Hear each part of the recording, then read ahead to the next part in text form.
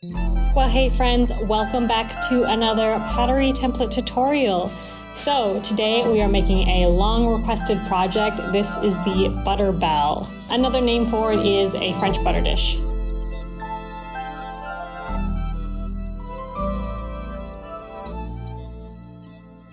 So the first thing you need to do is tape your two template pieces together. So B1 and B2 both have two little indicators that say attached here. You want to attach them at that point.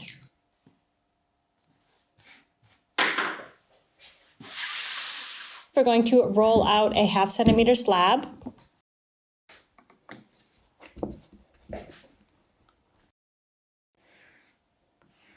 And with this 1/2 centimeter slab, you want to cut out each template piece once. I actually just ran out of room for B4 on here, so I'm gonna just roll out one additional slab for that. So you see here, I'm using the scraps to make another 1/2 centimeter slab for B4.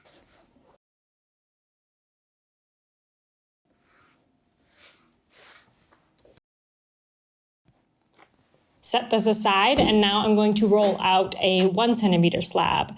This is going to be the lid, and I personally like to make the lid a little bit thicker. That's why I'm making it 1 centimeter here. Making it thicker is not completely required, but I personally like it.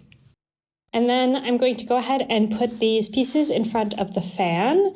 So if you don't have a fan, you do want to let them dry out for about an hour, but with a fan, I can reduce that to about 15 minutes. So you see that there are 3 diagonal pieces here. These are all going to be assembled into cylinders, and they're all done the exact same way. The smallest one is going to be the handle, the medium one is going to be the lid, and the largest one is going to be the base.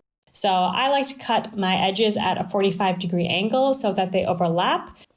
We're going to start by assembling the lid. So you want to take the middle cylinder and then score, and if you need to, you can add a little bit of slip or water, or just stick them together at that point.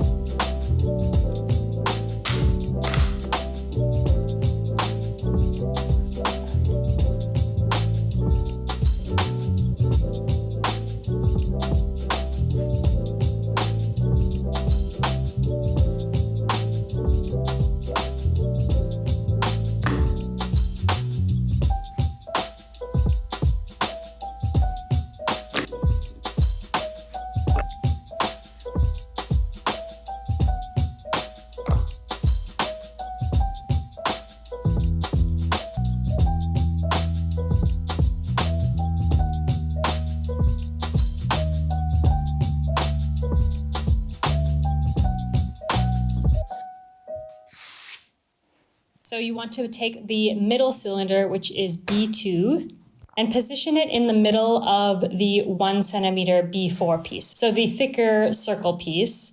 Position it there, mark it, score, and attach these two pieces together. Do your best to make sure this piece is as round as possible. For all of these steps, the more perfectly round you can make it, the better it will fit into the base later on.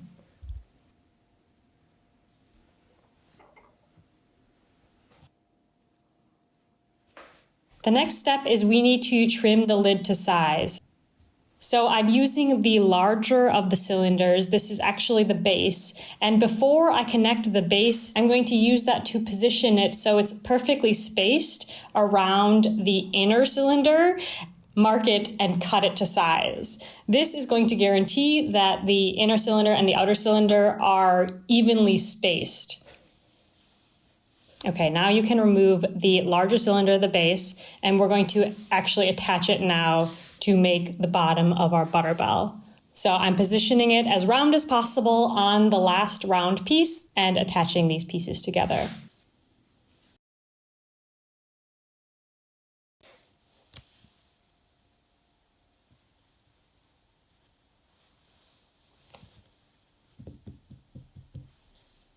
Once they're attached, I can go ahead and trim the excess and blend it together.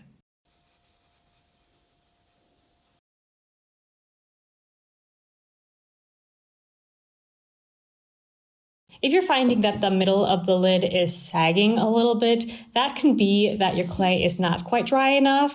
My clay was a little bit wet to attach the handle here, so I wanted to support it. So I found a small pot that was about the right width to support the center of the lid as I attach the handle. You want to be careful if you're experiencing any sagging here, because by pushing the handle into the pot at this point, you can just like cave in the lid and distort it quite severely. So that's why I'm putting it on a pot here. And I recommend that because that really helped to support the lid from caving in. And now, while the piece is still quite wet, I'm going to start bending the handle outward. I really recommend doing this because not only does it add a really nice curved element to it, but also it's going to create a more stable base for when you're using the butter bell. So don't forget, you're often going to be turning the lid over and you want it to rest securely while you're scooping out the butter. Now, before I finish refining these pieces, I like to let my pottery dry to leather hard. So I'm just going to let it dry overnight under some cloth. Now that my pieces are leather hard, I can go ahead and refine the edges. So I'm going to use my fingers and a sponge, maybe a rib, to just make sure all the edges are nice and cleaned up. There's no sharp points. Everything is nice and clean and tidy.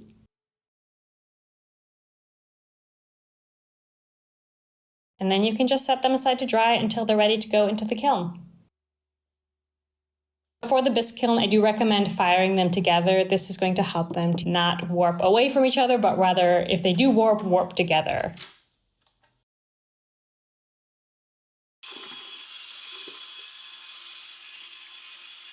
Then I'll just pop them in the glaze and put them back into the fire.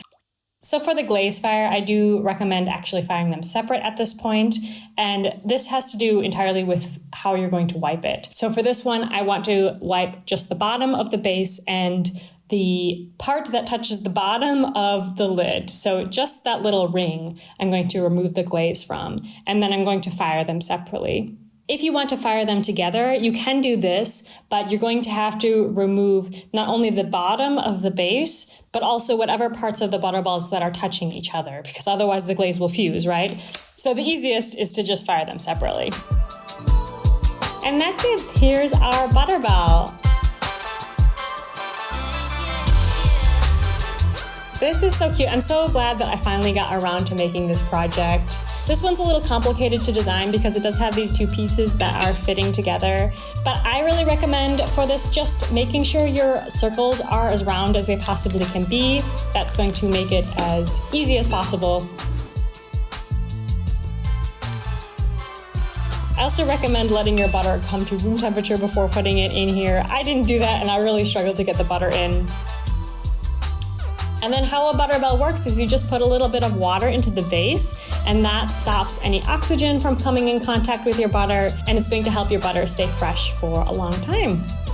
So I hope that you enjoyed this tutorial. I'll see you guys in the next one. Bye, friends.